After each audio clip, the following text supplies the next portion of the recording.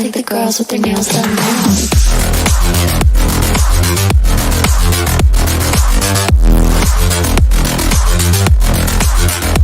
Girls with their nails done.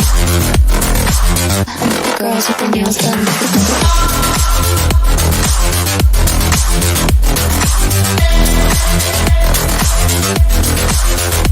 Girls with their nails done.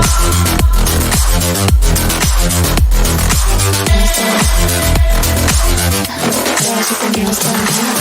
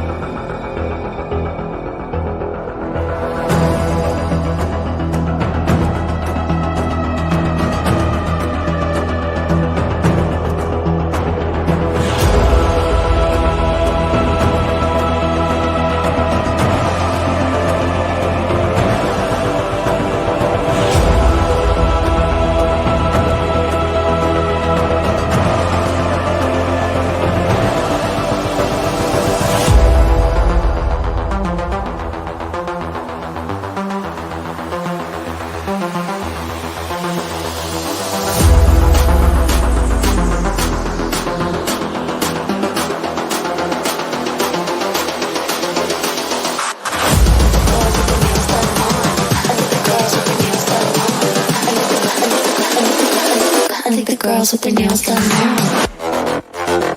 I think the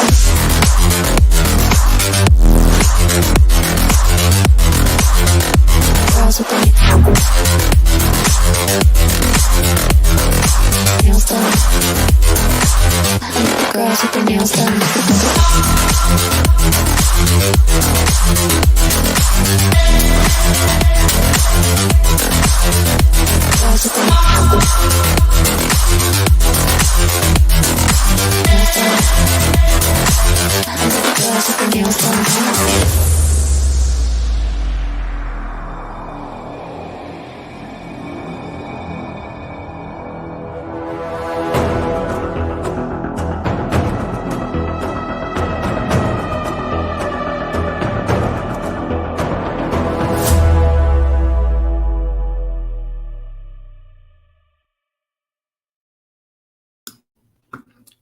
Yo, what's going on, everyone? Welcome to the stream. Of course, everyone is here for Forex Shark and this AMA. This is the second time I've been given the opportunity to talk to Forex. So without further ado, let's go ahead and bring him up. What's going on, Forex? I'm excited to be here. You know, we have a super busy day ahead of us. We got 10 more days till the Animal Farm launch. I was talking to some people before I came on here that are on your drip team, and people seem very happy with you and your team. So I'm glad to be here, and you know, I'm excited to answer any questions.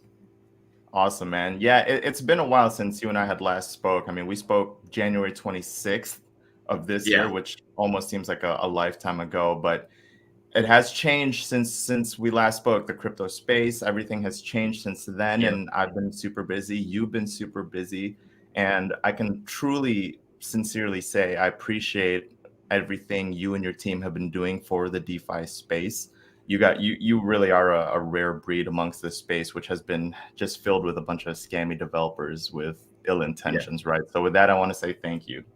Oh, thank you. Yeah, someone was just asking me about some other project and what I thought about it, and you know, it's not a terrible idea what the project is, but it's just basically the same thing that that every other project is doing, but just with some slight change to the tokenomics.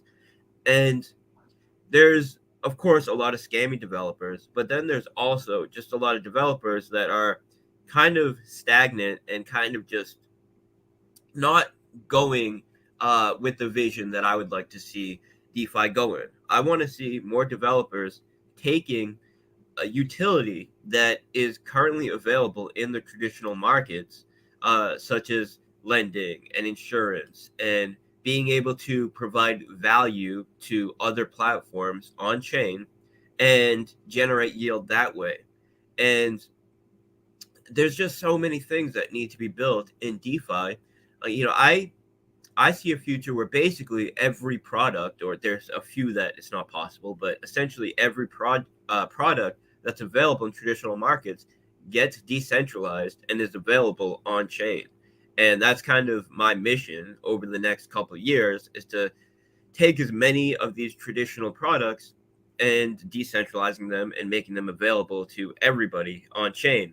So that's what we're going towards. Animal Farm is another great step in that direction.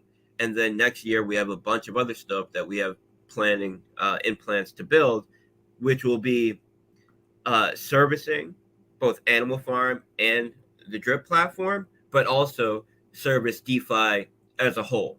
I want everything that I build on this point to basically be scalable and be provide value for all of DeFi, but will of course use our platforms as kind of a proof of case, proof of functionality, and bring that value to our ecosystem. So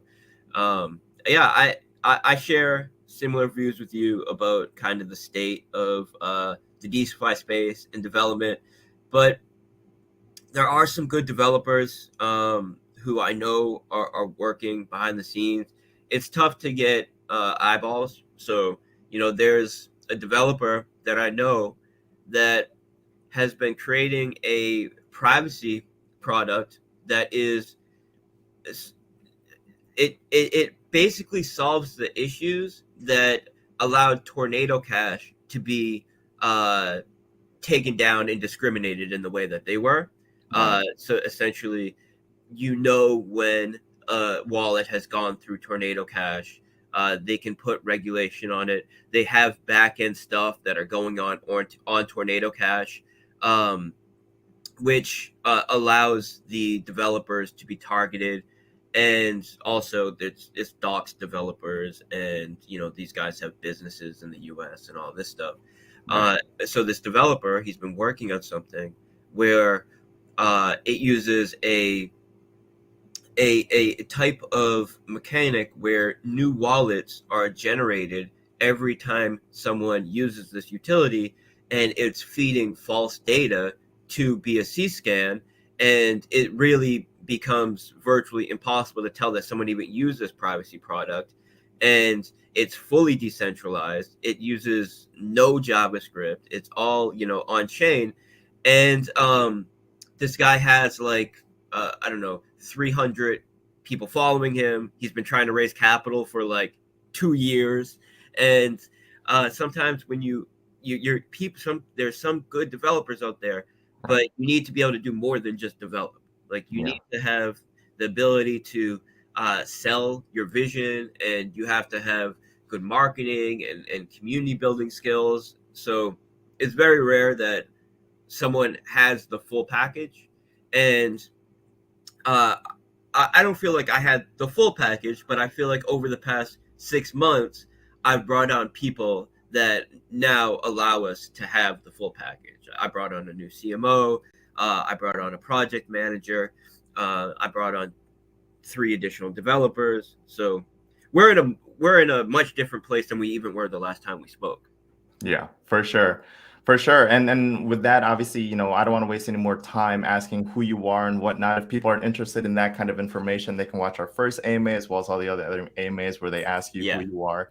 In this one, I just want to dive super into it right away. And let's start with giving you the floor on pretty much the most highly anticipated Animal Farm relaunch, which I'm personally super, super excited about. And I'm looking forward to having this be a powerhouse pretty much in my portfolio. So with that, Animal Farm is set to relaunch on October 18th. So I'll give you the floor, man. Yeah. So we effectively had 3 layers. Animal Farm is something that we initially planned to get out and deploy in layers. We had layer 1, which was Manor Farm. And the Manor Farm was essentially a traditional yield farm type of structure. We had some profit sharing mechanics in the sense that if you stake the Rev token, you were able to earn some BUSD rewards, but that BUSD was limited and was not able to generate that. It was just what was collected from the initial raise. Now, Animal Farm was layer 2 when we took the Manor Farm and decentralized the ownership of it. And that's when we established the pig pen, which allows users to stake the pig token, which is the governance token that you earn for utilizing the products on Animal Farm, and stake it to get a share ownership of the Animal Farm. And this allows you to get a share of all the fees and taxes associated with the platform, but also the capital that's generated through lending to PancakeSwap. So we're not a typical yield farm where all of the yield is generated through the production of our reward tokens. We're providing value to PancakeSwap, which is allowing us to earn additional yield through liquidity providing and through lending, which they use to both support the liquidity of their main token, Cake, but also do things like provide liquidity for their other futures and derivative contracts. And basically, they utilize the capital that's lent to them to make a more liquid market on their platform.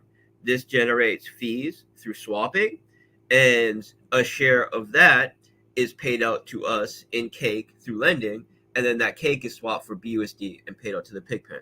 So we're generating yield through providing real utility to the market in the form of liquidity on decentralized exchanges.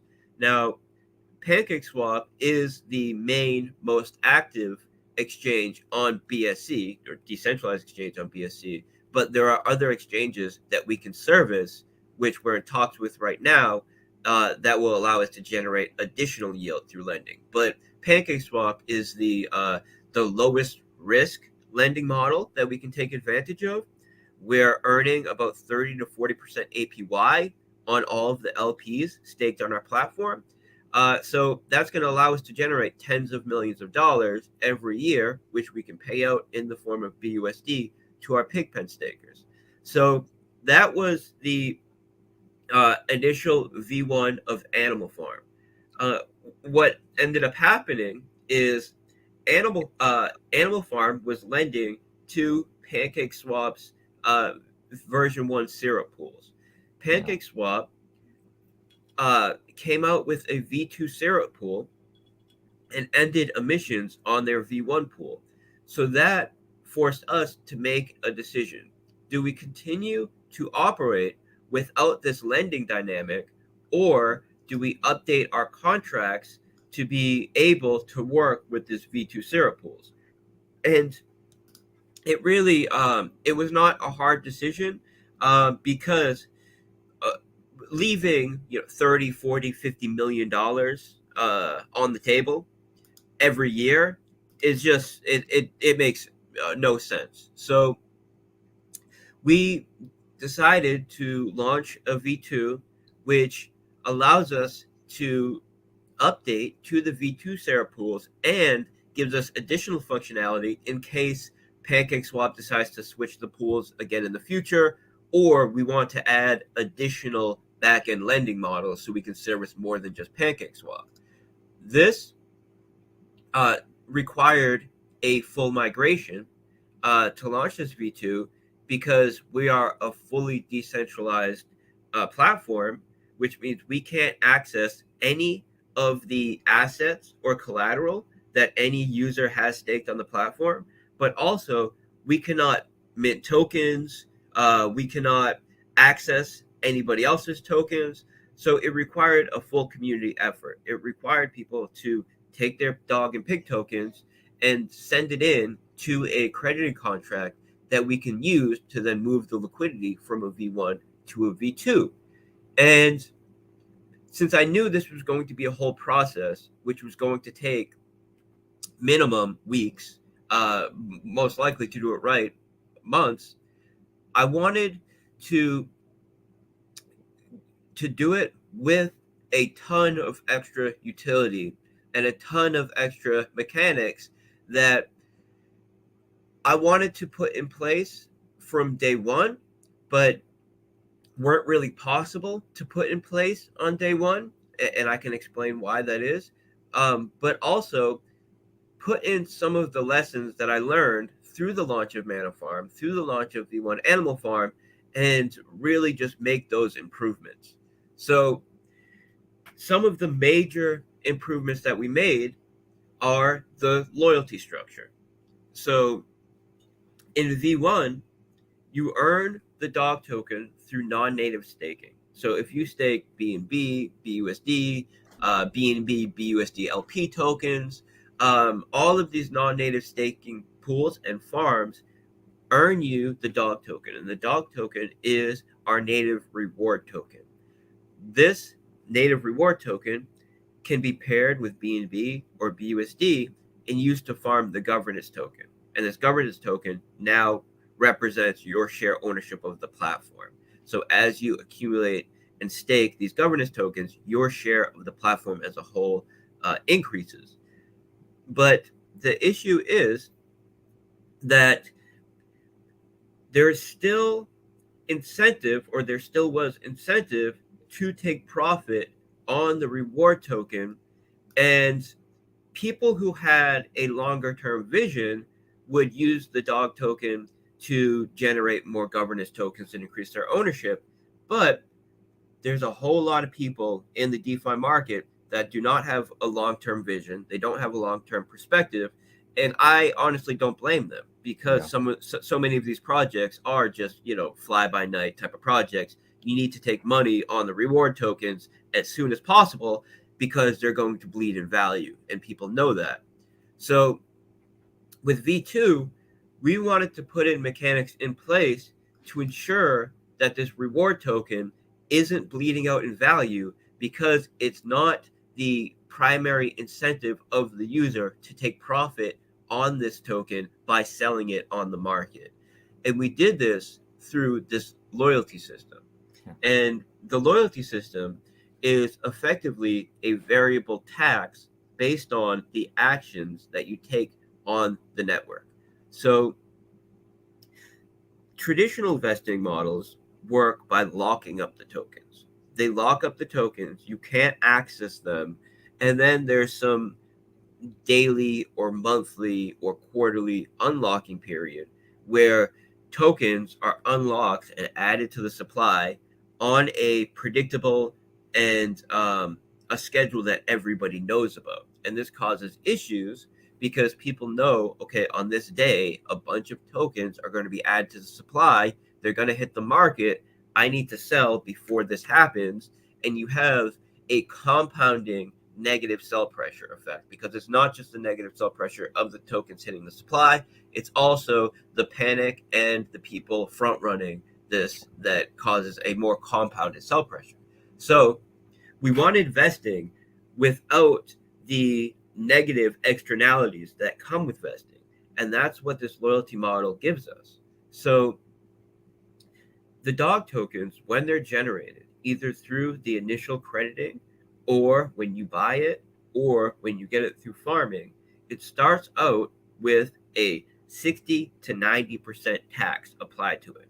And this is effectively the same as locking the token, because very few people will want to sell with that kind of tax applied to it. So it's effectively locking the token, but it's not done in a way where tokens are hitting the market on a predictable cycle.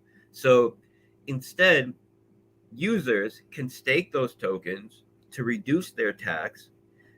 Every user will need to decide when it makes sense for them, given the tax and given the price of dogs, to transact or to sell those dogs. And it's going to be different for every user when it makes sense for them to do that.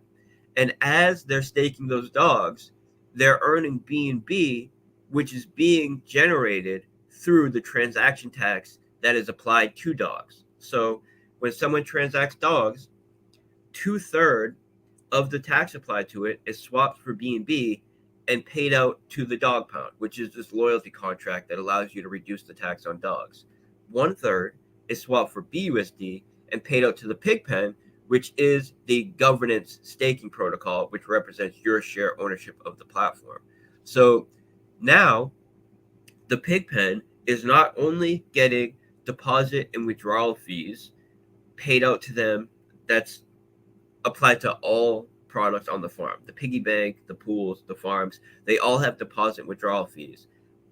These fees are being swapped for BUSD and paid out to the pig pen. So not only are they getting this, they're also getting the BUSD that's generated through the backend lending from Pancake Swap, and also they're getting BUSD generated from this tax applied to dogs.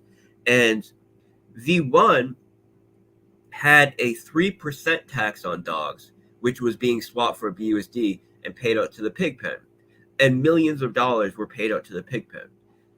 Now we have this tax that is it's going to be producing at least 10x the amount of BUSD that was otherwise being placed on V1, not only because of the variable tax on dogs being a larger tax, but also because of the way that we adjusted the liquidity helper contracts, which can no longer add sell pressure to dogs. So previously what was happening is a portion of the tax on dogs was being sent to a liquidity helper contract. 25% of the BUSD from deposit withdrawal fees were being sent to a liquidity helper contract. And then when that BUSD had a threshold, it would take the dogs on the contract, and if there was more dog value on the contract than BUSD, it would sell a portion of those dogs to create an equal value of dogs and BUSD on the contract, and then pair them to add liquidity. Now, the dogs which was previously going to the liquidity helper contract is now going to the pig pen. So that's more BUSD going to the pig pen, but also instead of dogs going to the liquidity helper contract, only BUSD goes to the liquidity helper contract now. And now when that BUSD hits the threshold, it uses half that BUSD to buy dogs, pair them. So now the liquidity helper contract can only add buy pressure to dogs and only further deepen and decentralize the locked liquidity pool, which creates a higher and higher price floor. So this is another major adjustment and major improvement that we made to the protocol. And we added a variable vesting to the pig pen as well, which is going to further remove the amount of native tokens in circulation. And then we have the decentralized dynamic supply control. So the farms and pools on the animal farm are not just blindly paying emissions like all the other yield farms and all the other yield generating platforms in DeFi. Instead, they're taking in several values to determine the demand for the underlying assets and then adjusting the emission rate based on this demand. So we understand that no matter how well you design an ecosystem, no matter how well you design the tokenomics of a system, demand comes in cycles. You're always going to have high demand cycles and low demand cycles.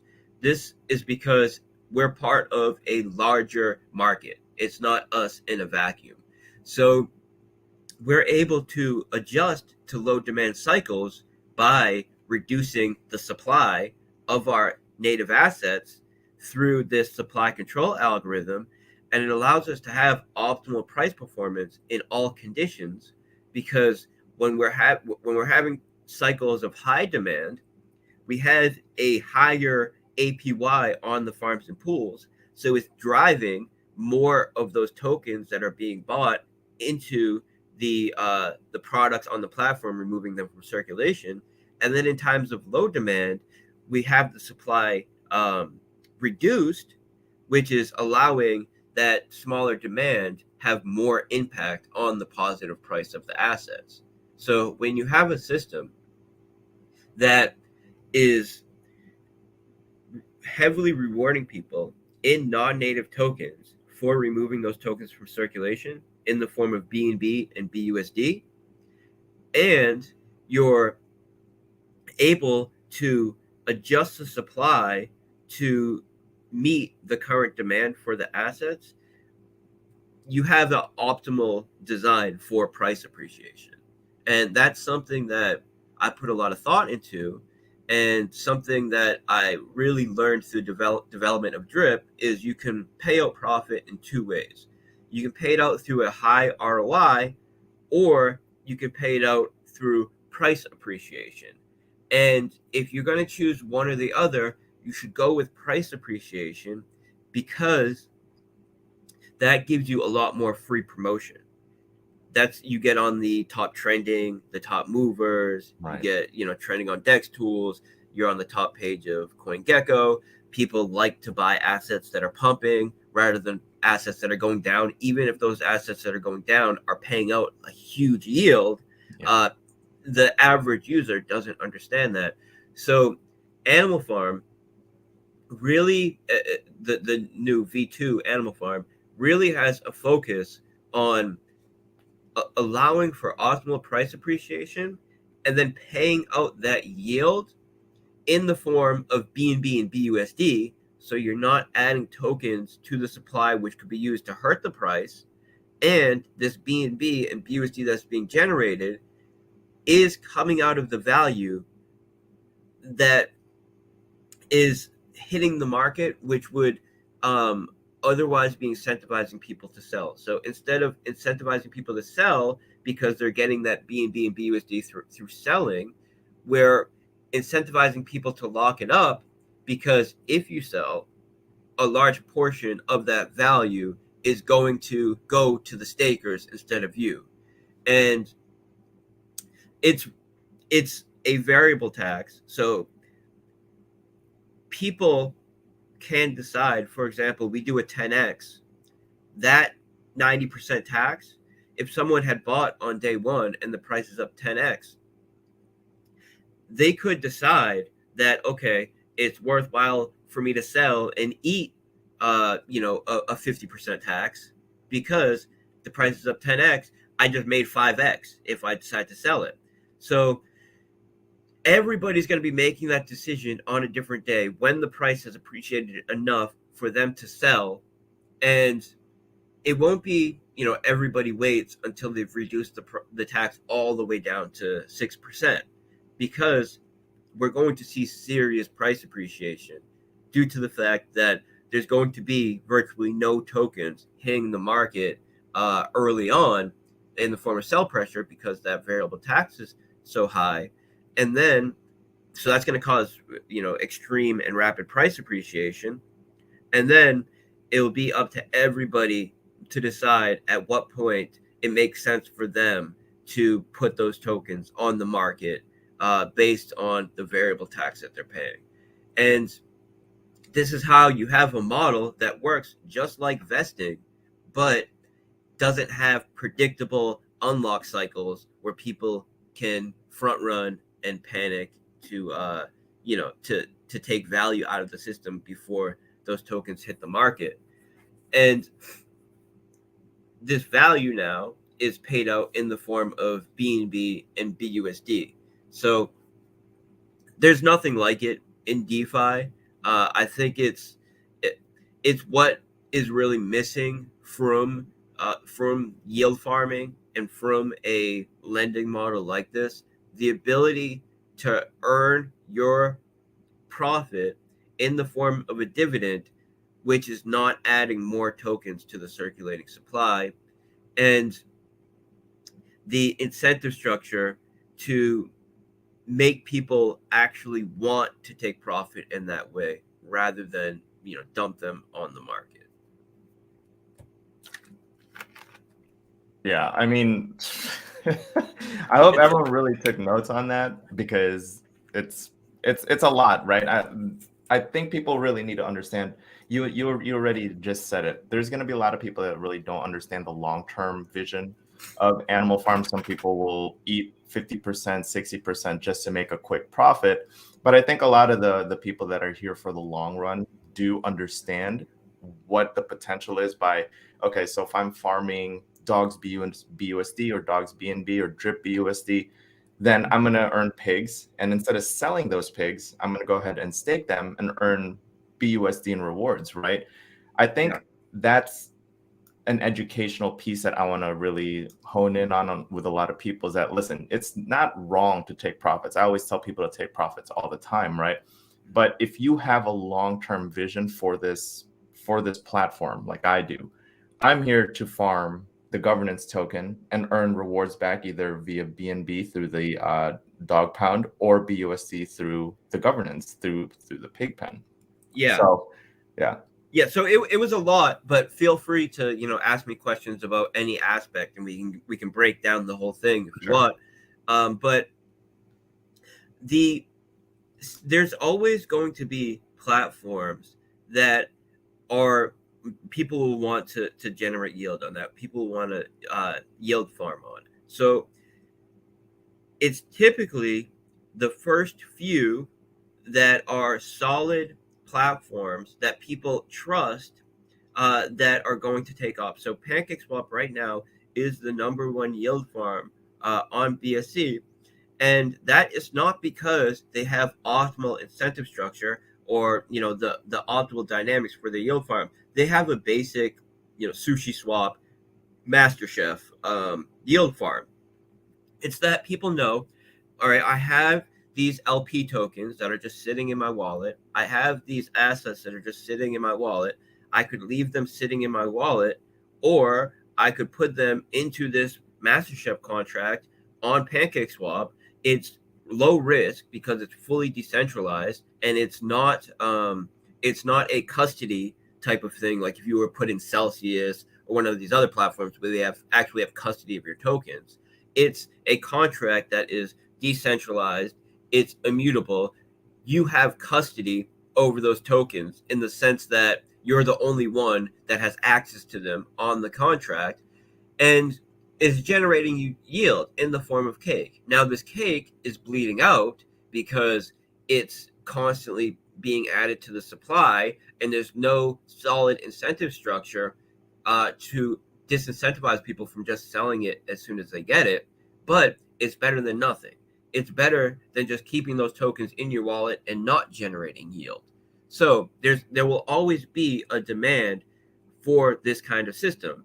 What Animal Farm does is it gives you all of the benefit of being in PancakeSwap, because when you stake on Animal Farm, you're staked on PancakeSwap, but it builds a better incentive structure on top of it, which is allowing you to efficiently earn the yield that you're generating in PancakeSwap while holding on to two other assets that are allowing you to generate yield in from other forms of cash flows. So the loyalty system and the transaction tax on the dog's loyalty contract and the dog's token, the variable time locking mechanic of the piggy bank, which is like a token management system. It's a way or a strategy to manage your capital and put a time lock on it to earn additional yield in the form of that token, and the various other products on the platform that are allowing you to earn cash flows. So there will always be a need for this kind of yield farming, and there's always going to be one or two platforms that the community basically has the trust of, that they'll want to get into even if those tokens are bleeding out. That Animal Farm allows you to access the value of these other platforms through the back-end lending while holding on to assets that are designed to appreciate in value instead of bleed out. And it does this through effectively controlling the supply and creating an incentive structure which rewards people for taking their profit in the form of a dividend, which isn't more of the native tokens, and doing this by removing those tokens from circulation. So I see Animal Farm as being the optimal yield farm and lending platform in DeFi because it has a better incentive structure than any other platform in DeFi, and it gives you all the benefits and all the access of being staked in what already is the number one yield farm and pools on BSC. So, and the way that I see it is, if you're on PancakeSwap pools and farms, you really have no reason to be in there when you could be an Animal Farm, get that same value as if you were in PancakeSwap, but also have these additional cash flows and 2 additional tokens, which have a better incentive structure than what PancakeSwap is offering. And this is kind of something that is it's part of the game theory that people will come to realize as the project develops and as the project is running. But when you're staking the LP tokens, non-native LP tokens, you're getting the dog token. Now, the dog token can be used to generate more governance token, which is what gives you access to the yield that's being generated from those LP tokens. So when you stake those non-native LP tokens, you're not just earning dogs, you're also earning cake because of the back-end lending that's going to PancakeSwap. But this cake is being paid out to the governance pool in the form of BUSD. So there's in order to get all of the value that you're generating through this non-native tokens, you need to utilize those dogs to earn pigs. You need to utilize them to get a greater share ownership of the platform. So this is something that people will realize as they take time to learn the system, that the incentive structures compound. And this is one of the reasons why I wanted to add an auto compounding mechanic to the dog's loyalty system, the dog pound, and to the pig pen. So the dog pound, because some people were asking, okay, if I want to farm with my dog tokens, am I reducing the tax on them while I'm farming? And the answer to that is, it depends how you're farming with the dog tokens, because the only place where you're able to reduce the tax on your dogs is in the dog pound. But the dog pound has this auto compounding mechanic that allows you to stake dogs in the dog pound. The BNB that you're generating from the stake gets used to buy dogs on your behalf, pairs it with the BNB, and puts it into the dog's BNB pool. So while you're farming pigs, you're also reducing the tax on your dogs and earning BNB. So, some people were asking, okay, well, if I get into the non-auto compounding dogs, I'm earning BNB. Am I earning this same BNB if I'm getting into the auto compounding one? And the answer is yes. You're getting all of the BNB that you would get from the non-auto compounding, but this BNB is being put to work for you. It's being utilized to partially buy dogs, pair with the BNB, and then farm more of the governance tokens, which is going to allow you to access that yield, which is being generated on the back end through lending to PancakeSwap and all the other cash flows that are going to the pig pen. So these LPs that are created for you are not locked. At any period of time, you can decide that you want to withdraw those LPs. And when you do, you can unpair them and you have access to that BNB. So you're getting access to the BNB and you're earning the same BNB, but while you're reducing your tax, but that BNB is being put to work for you to get a greater share ownership of the platform. And the Pigpen is doing something similar with its auto compounding mechanic, which will come shortly after launch. The dog pound auto compounding is coming at launch. It'll be available right at launch. The Pigpen auto compounding is going to come shortly after launch. And what that will do is even more simple. That just takes the BUSD that you're earning in the Pigpen, buys pigs with it, and then stakes those pigs on your behalf.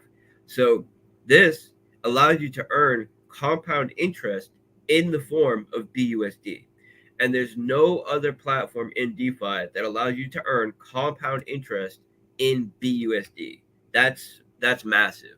That's, this, I've said this, it's written on the landing page, but it's not just it's not just a saying or catchphrase or something.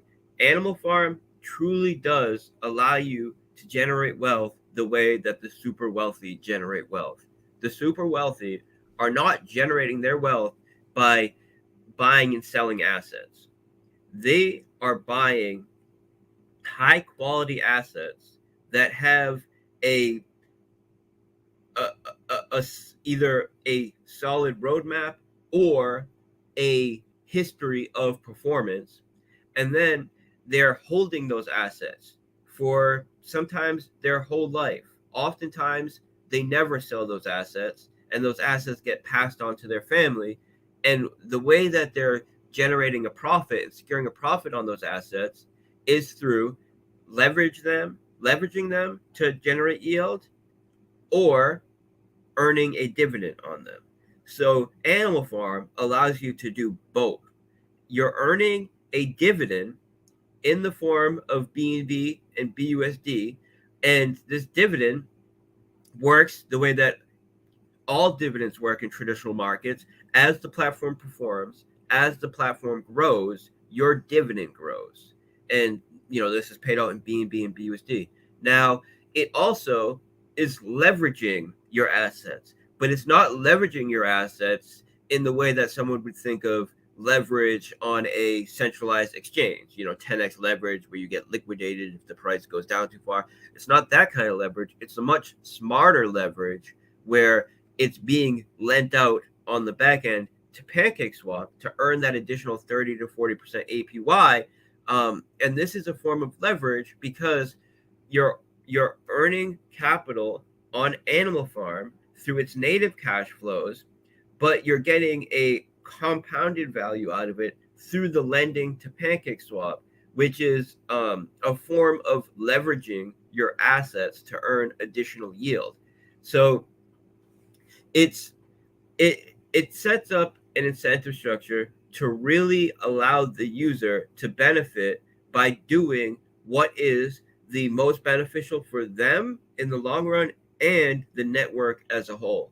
And, to have long-term sustainability and to have a high performance platform, you cannot just set up the game theory to benefit the platform, and you cannot just set up the game theory to benefit the user, because if you do it just to benefit the platform, then you have a system which may be sustainable on paper if you just look at the numbers, but it's not attractive to the user.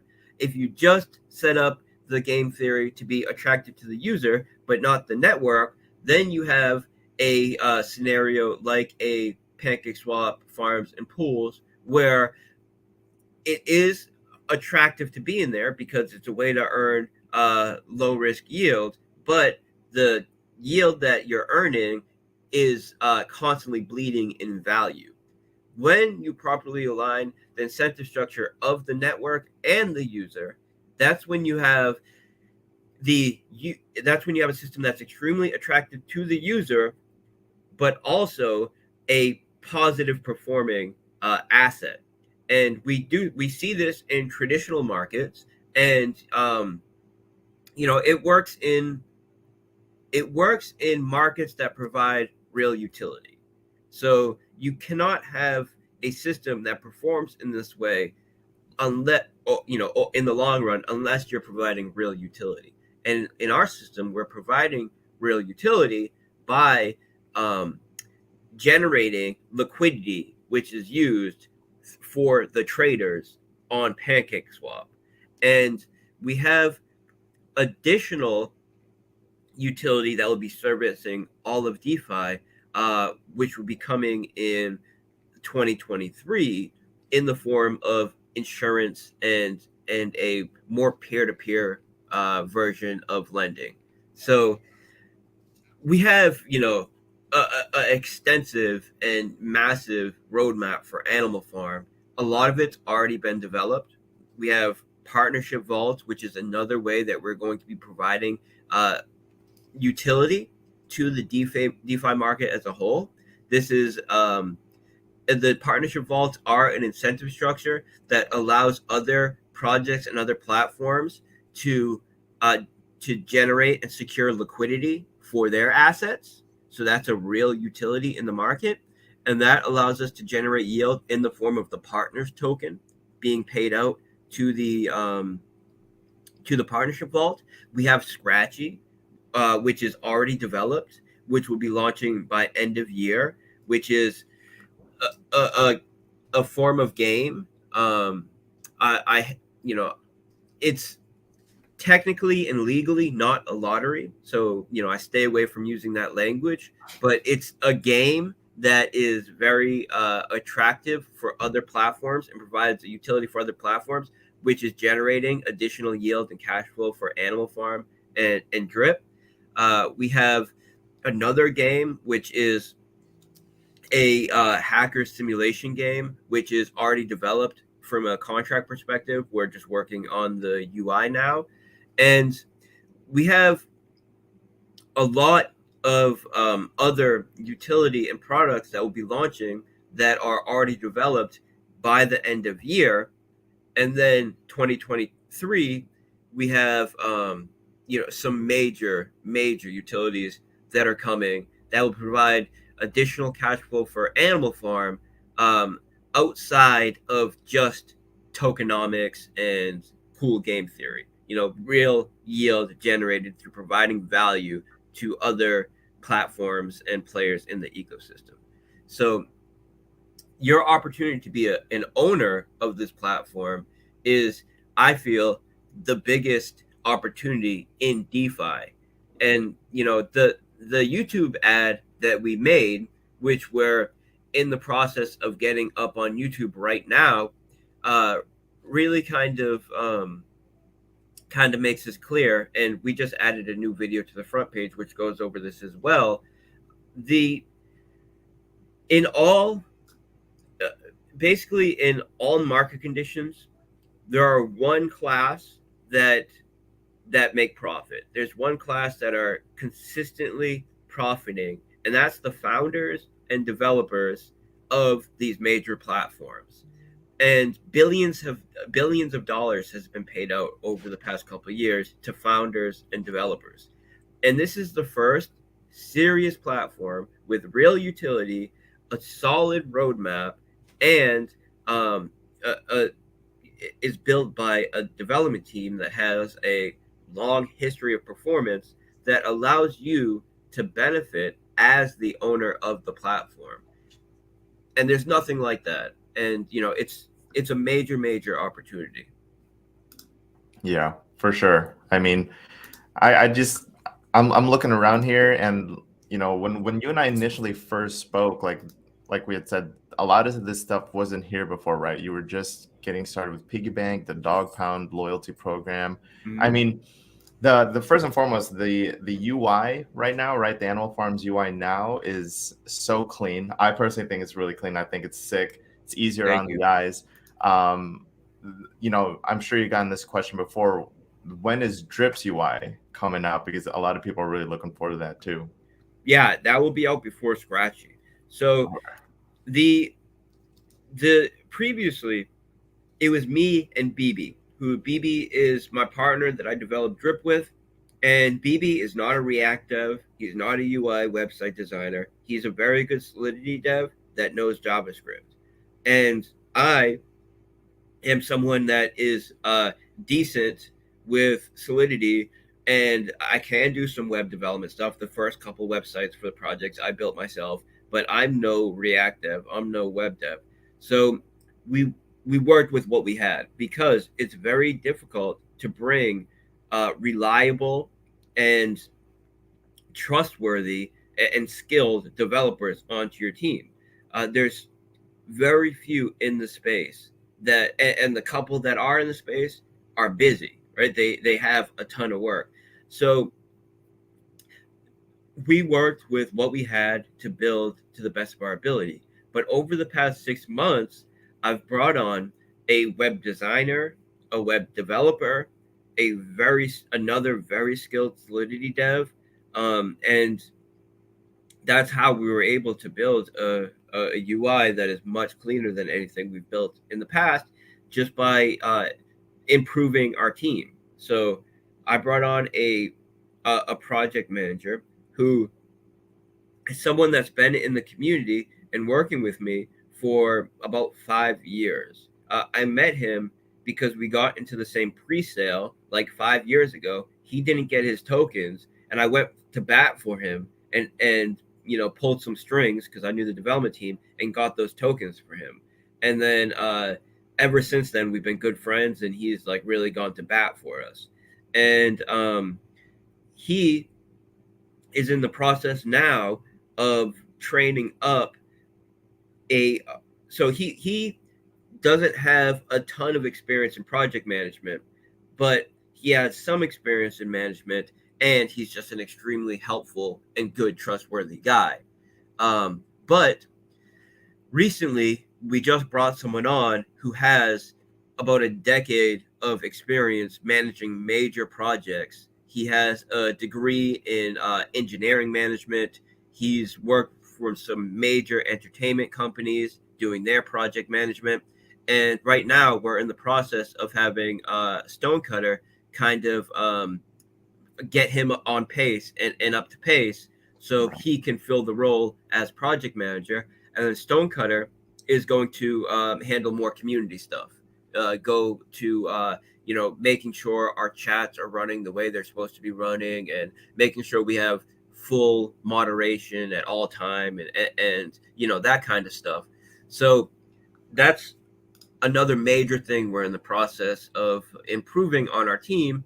We brought on a CMO, which is why we've been able to see some more of the marketing that we've had now that we haven't had in the past.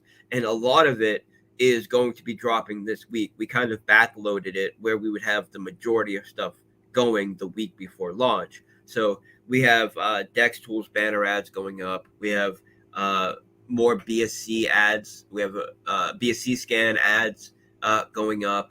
We have another CoinGate ad going up, which actually provided a ton of traffic for us. The initial ad that we had there. This is a larger ad going up now.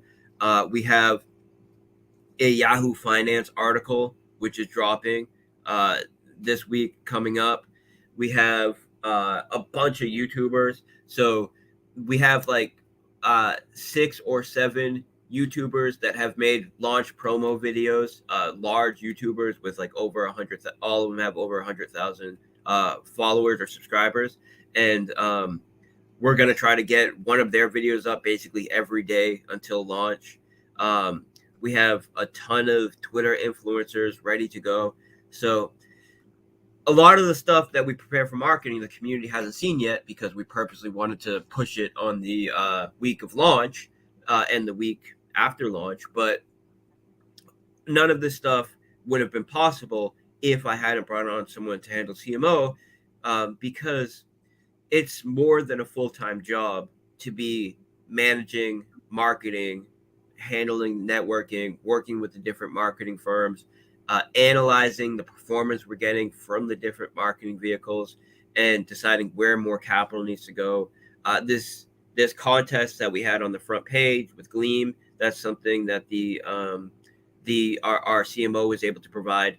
He has a company. So he has a marketing company that allows him to get some of the stuff that we couldn't get without a registered company and someone that's willing to use their credit cards and debit cards, because not everybody accepts crypto. So it's that's been something major for us. And then the new developers I brought on who came from Scratchy. So I wanted to make sure that Animal Farm got finished and got finished in a timely manner.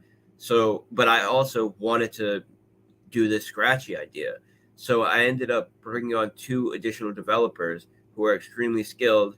They're both computer science. They're not graduates, but they're going to school right now for computer science. They're very, very skilled programmers, and one of them helped me with the Solidity for Scratchy, and the other one is a very skilled website developer, and he already had a website designer that he'd been working with, so we brought him on as well.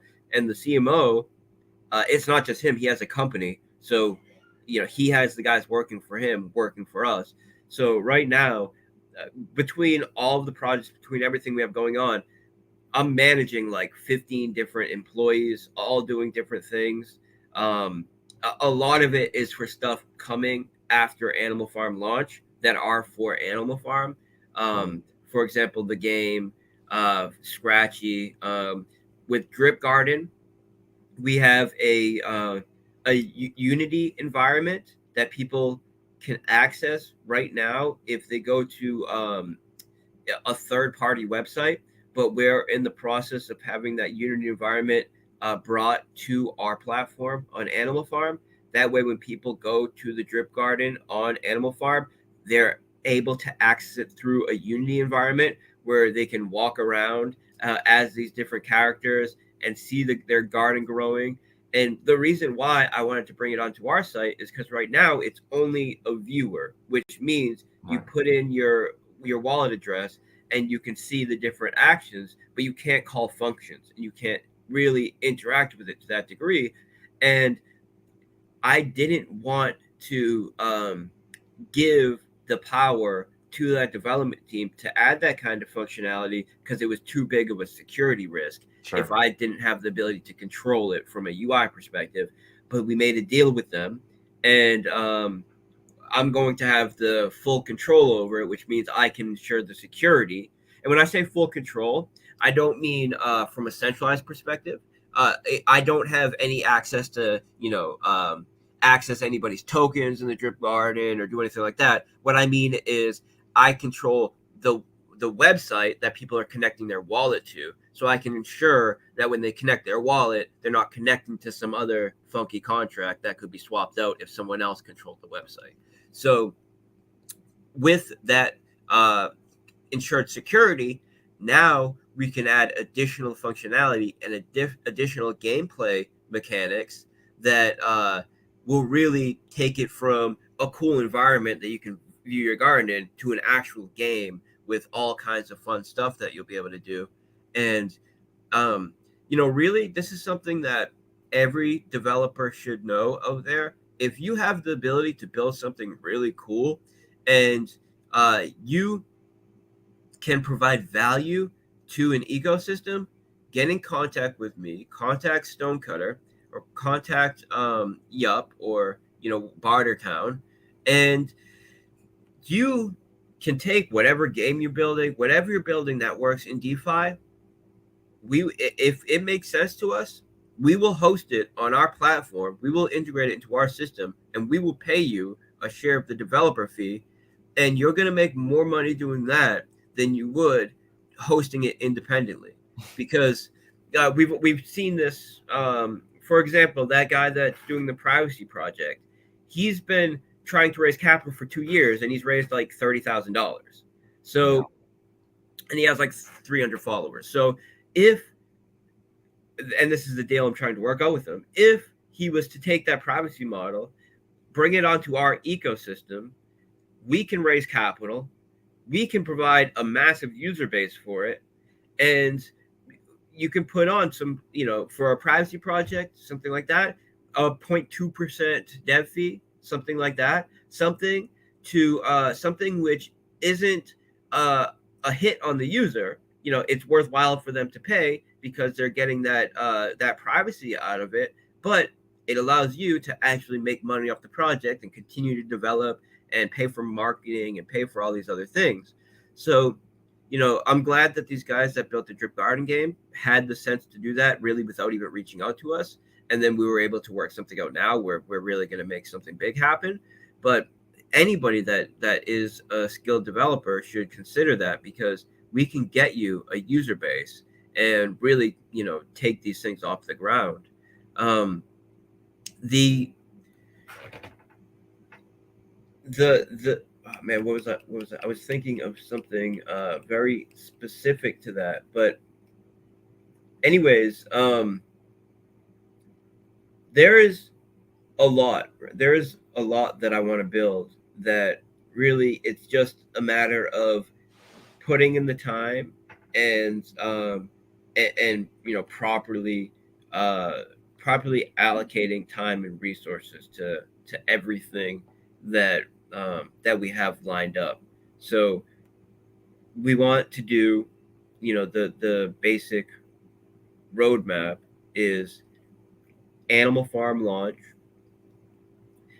the auto compounding pig pen, and the dogs roulette game,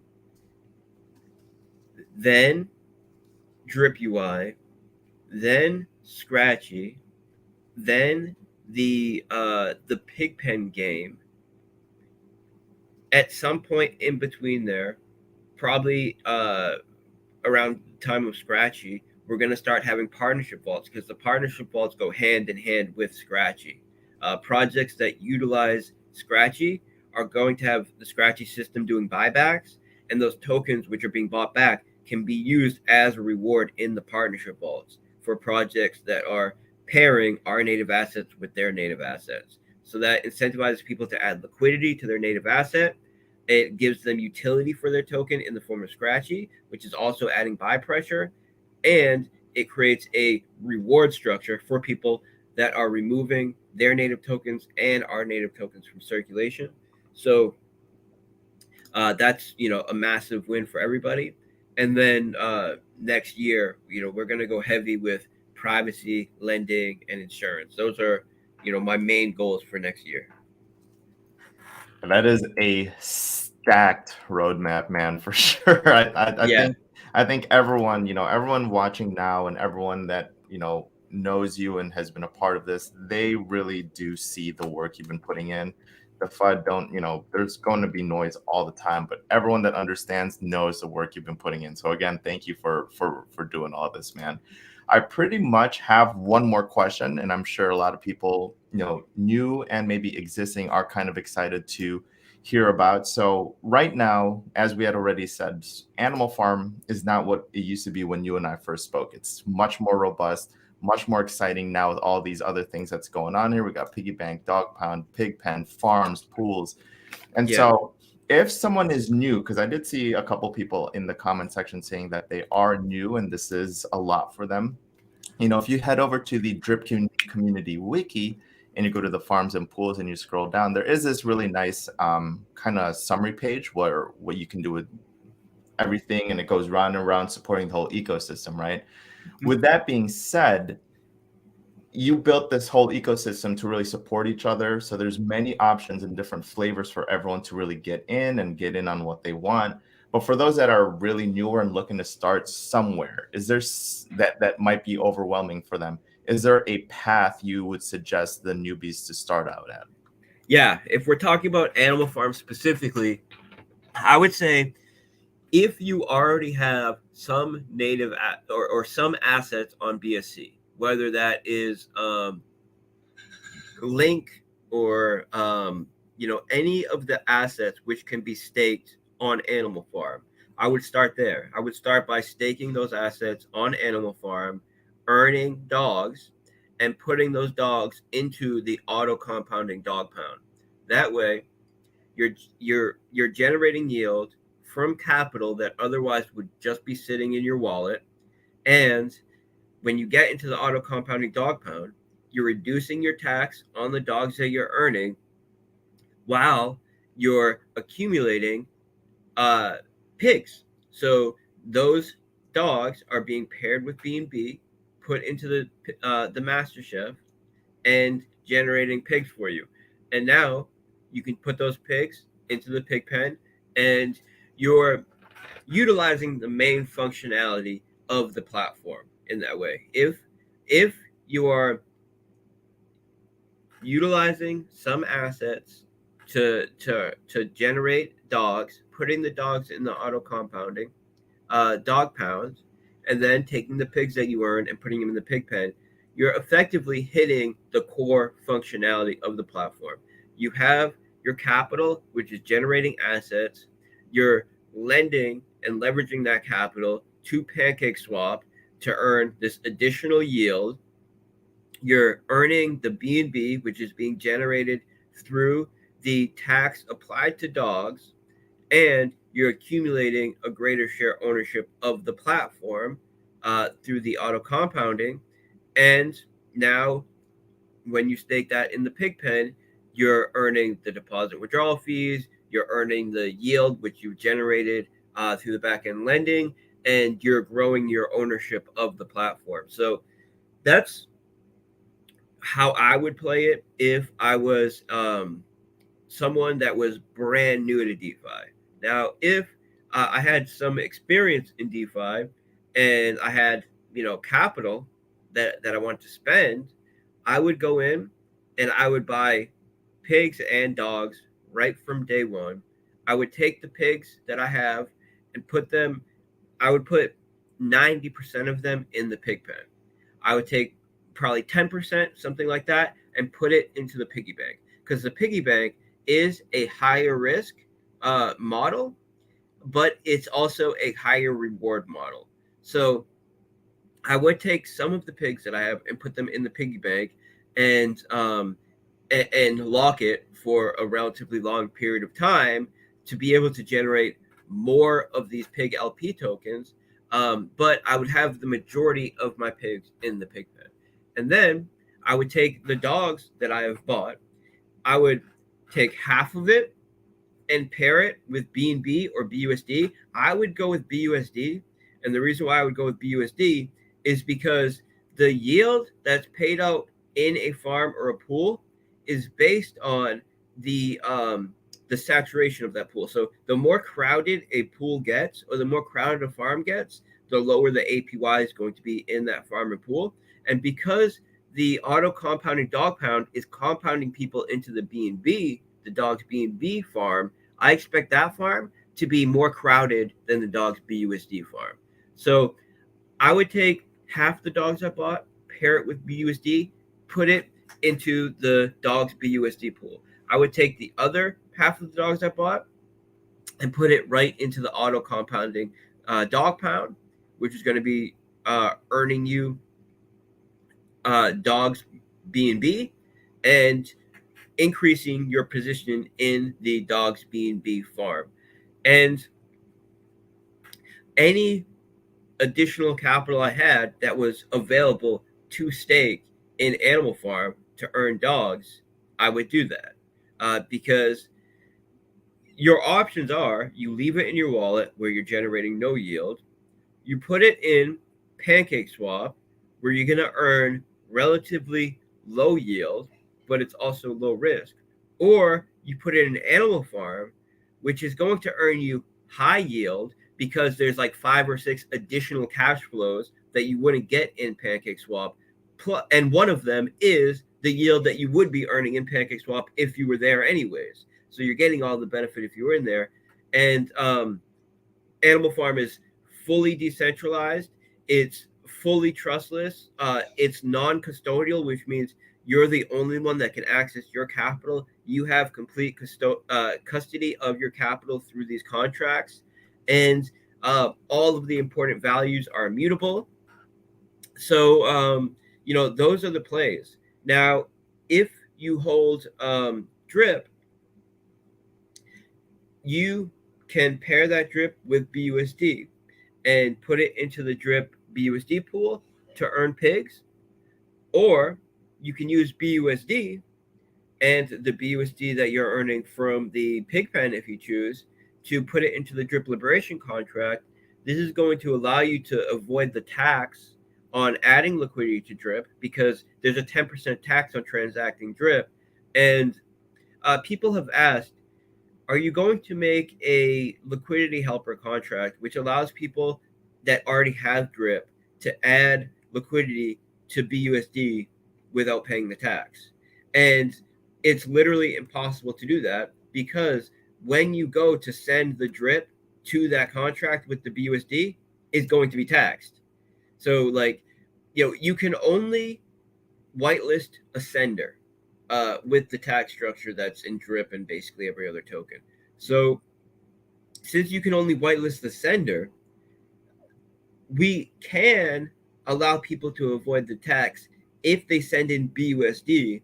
That BUSD is then buying drip and pairing drip on the user's behalf, because we can whitelist this liquidity helper contract. We can whitelist the drip liberation contract from the tax, but we can't whitelist obviously every user from the tax, and that would be the only way to allow people to add that liquidity tax free. So this is a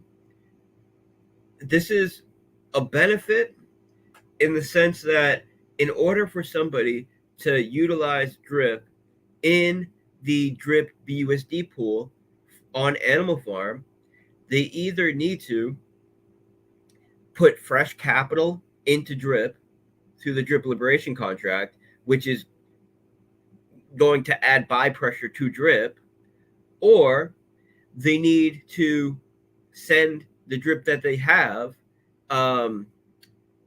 into the pancake swap liquidity pool with BUSD, and this is going to have a tax on that transaction, and that tax goes to the drip faucet and increases the dividends that drip's able to pay without increasing the supply of drip. So it's removing more drip from circulation, or it's adding more buy pressure to drip, and either one's a bonus. And then there's the 1% deposit and withdrawal fee on getting into the drip farm, which is also going to support drip. So the drip goes to the drip faucet and is able to pay out that that dividend. Now, as far as you mentioned, like we have a ton of community support, very few fudders, but the reality is when you are the number one most active DeFi project on BSC, you have a ton of competitors. You had a lot of people that tried to fork our projects that just failed. And whenever you're making this major impact on any competitive market, you're going to have a handful of people that have an incentive to try to cause trouble for you. And it's either competitors or people that are trying to create a tradable opportunity. So, for example, there was a group that was trying to FUD drip and then call it in their call group as something to buy. So what this group does is they target big projects, try to cause a lot of FUD and a lot of confusion and trouble to try to negatively impact the price. And then once they've negatively impacted the price, they call it on their call channel to buy. And there's, people have all of these motivations and ulterior, strategies that I see as being massively negative to the space. But it's something you got to deal with whenever you're making a big impact on any competitive market. But overall, we have a massive, extremely positive community, and you can look at our track record. There's no other development team that I know of that has consistently put out high performing projects like we have, and has been in the space as long as we have. And there's the very, very occasional project which does well and has utility, and there's a handful of them in DeFi, and I give a lot of respect to those guys, and they did it. And I would love to partner with them. I would love to work with them. But the vast majority of those people, they're not doing it repeatedly. They're not doing it over and over and over again. They do one good project and then that's it most often. Whereas we have launched one good project after the other, and all of them build on the ecosystem and provide some kind of utility for the rest of the project that we developed. For example, I launched REAP as the first token I ever launched, and it was the first deflationary reflective reward token. Now, I wanted to migrate to BSC and create a new token on BSC, but I didn't want to just move on and leave behind the investors and basically do what a lot of other developers do and just move on to the next project and leave the other one to die. So I created the Reap DAO, and the next project I launched, you got access to that pre-sale from being in the Drip DAO. And the next project I launched was BReap, and then BReap was given its utility in Drip as the team token, as the token you need to unlock referral rewards. And now Animal Farm. And Animal Farm, of course, provides an incentive to add liquidity to Drip, with which both supports the Drip token and supports BReap, because BReap is part of the Drip ecosystem. And the initial pre-sale that we did for Animal Farm was in the Reap DAO. So these projects continue to build and add utility onto each other, and that should give people a positive outlook on the future of the ecosystem, because they know I'm not someone that is going to leave this project behind in a few months when I find something else more attractive or the next cash grab that I want to do or something like that. That's not how I operate. The next project, well, every other project that I do from this point on is going to be something that adds value to all of DeFi and is something that can be utilized by all DeFi projects, such as Scratchy, such as the insurance model I want to use, such as the lending model I want to use. But first and foremost, they'll be providing utility to our existing platforms. So this lending model that I want to do, it will have its own platform, but a large part of the lending system, because we're going to need liquidity pools for this lending system, and Animal Farm will be the perfect platform to have these liquidity pools. And also, Drip, with its 1% daily ROI and its locked principal, is a great it's a great game theory that allows us to do a model where people can effectively use their drip stake as collateral to take out a loan against it and have that daily ROI pay back the loan.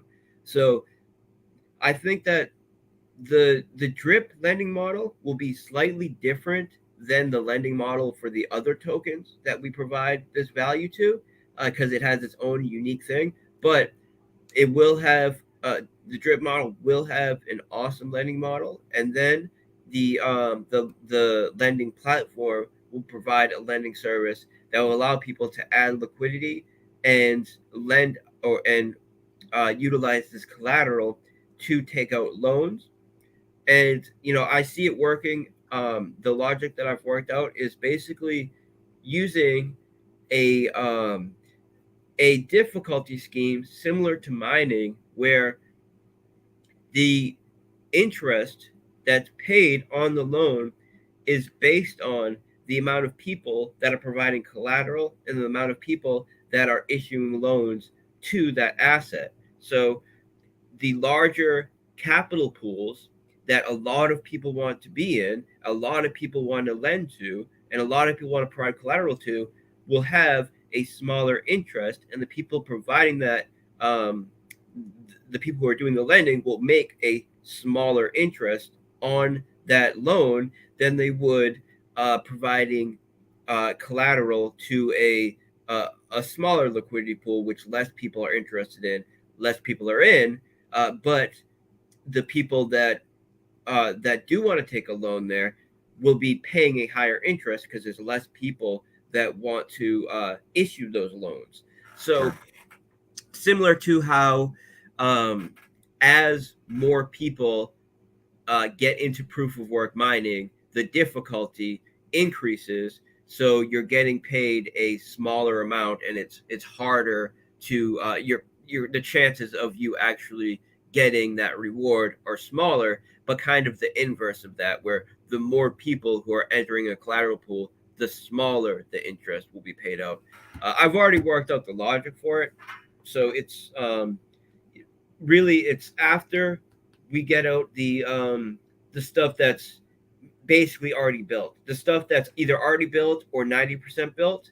That's what I'll be working on, and I'm extremely excited for it because that's what we need, right? We need insurance, a good decentralized insurance model that allows big money to come in and have some level of protection against exploits and vulnerabilities, and we need people to be able to use their assets and take some profit off those assets without a taxable event. So the way that basically anybody that has a large amount of assets are generating and securing their profit is in the form of loans, because loans are not taxable, right? Yeah. So there's no decentralized way to do that right now, and it needs to happen if big money is going to come into DeFi. So insurance and lending, that's where we need to go. And there's so many other things. Like I was when I said earlier that I want to see more developers building and decentralizing the products that are already available in centralized markets right now that we know have huge demand, that we know have huge utility. And someone was saying, like what? And I just listed like a ton of them. I was like, we could have a derivative options market that is actually, decentralized and on chain. There's so many things that need to be done. When I talk to my developers, I just tell them like we could develop for the next 5 years, and launch something every quarter for the next 5 years, and not even hit a fraction of the things that I want to build, and we will build. So the future is bright. We have so much coming. For sure. I mean, listen, you touched on community, and you have built an awesome community, and this is done through your sheer hard work and success. So I'm seriously super excited for this and the future roadmap that you had just given out. It's really nice to have something to be excited about in this crazy market they're in, and it's really nice to have something excited and something to be bullish about. So I personally have told my community this, that I plan to go pretty heavy at the launch of Animal Farm. Yeah. But yeah, I mean, I'm really excited for this, and I'm excited to stay in tuned. That's all the questions I really have, man. With that, did you have any final thoughts you wanted to share? Thank you so much for allowing me to be able to speak with you today. Oh yeah, well, I know that you've ran a great team in Drip. I know the people that are on your team are very happy with the way that you've run it and done your airdrops and all of that. So if anybody is interested and want to, they're thinking of getting under someone's team, I would say check him out. And obviously like the video, subscribe to the video because he's giving great info about our projects. I would say get ready for the 18th. If you are interested in getting in on the 18th, I wouldn't hesitate. I would get your AFP tokens, your pig tokens now, because you want to be in the Pigpen contract when the farm goes live, because that's when that BUSD is going to be paying out. So you want to be in there from day one. You have the opportunity to get in on day one now. There's no other DeFi platform that allows you to generate a profit in all market conditions. And that's what Animal Farm is allowing you to do. Earn a profit without needing to do speculative trading, without needing to worry about market conditions. Really, you're earning as an owner of a larger ecosystem, which is providing great value. And that's something that really anybody can do, because it's the value that you're providing is the liquidity of your assets. And then the contracts are what's putting those assets to work. So you providing your liquidity and the collateral that you're adding to the system is then put to work and providing value and utility to other ecosystems, and that's how you're generating yield from it. It's not just we're issuing tokens, and that's where value is coming from issuing the tokens. The tokens are just representing your share ownership of the system, and it's the system itself and the utility the system is providing that's creating the value. So there's no other platform in DeFi where the value that you're earning is not coming from the sale of the tokens. The tokens here are just representing your share ownership of the platform, and the value that you're earning is coming in the BNB and the BUSD dividend. And the better the platform performs, the higher these dividends will be. So it's very close to the kind of dividend model that you would see in traditional markets without all of the negativity and trust issues that come with traditional markets. I just think it's going to have an amazing success, because it is truly better than anything else in DeFi from a yield aggregating perspective. And I'm extremely excited to launch on the 18th. So I appreciate your time here. When I get off of this, I'm going to be posting a link to a premiere on a really big channel, that a promo that'll be coming out, and I'll be giving some updates about some more promotion we have. So people should join the call channel, which Forex chart calls. I would say, if you can add it to your links or something like that. Yep. Because if someone just searches for it on Telegram, they'll see there's a ton of them. There's a bunch of copies and all that. Yep. So join the Telegram groups and join the Twitter, and we'll be posting updates. I'll be on all day today. So I really appreciate you having me here. I appreciate the questions. And thank you so much. Thank you. Thanks again for the time, everyone. Again, I'll be posting the Forex call official link, just because we want to not make sure everyone gets scammed and all that. So I will post that on the description. All right. Thank you, man. Cool. Thank you. Thanks, guys. Thanks. Bye. Bye.